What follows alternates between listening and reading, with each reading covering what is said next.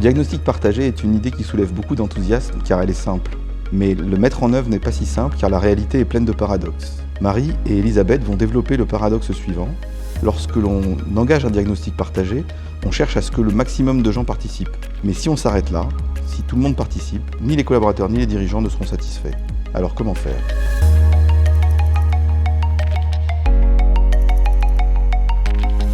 Un diagnostic partagé n'est pas nécessairement un diagnostic participatif. Et c'est souvent une confusion qui est faite.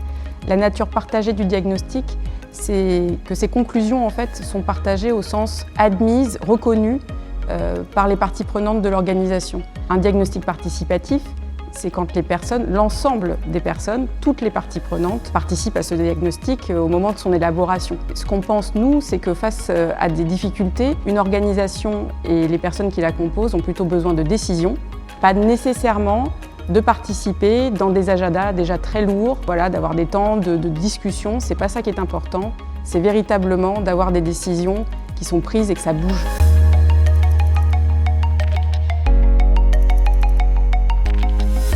Alors, nous avons accompagné il y a quelques années un groupe familial qui a été racheté par un groupe du CAC 40. Ce rachat a suscité en fait beaucoup d'interrogations et a entraîné beaucoup de changements.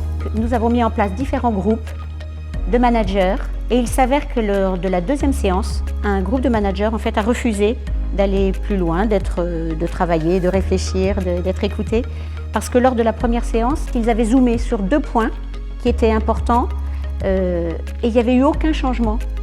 On s'est rendu compte de cette manière, les salariés ne voulaient pas tant être écoutés que des décisions soient prises en fait, suite à ce qu'ils pouvaient émettre comme remarques sur des questions données.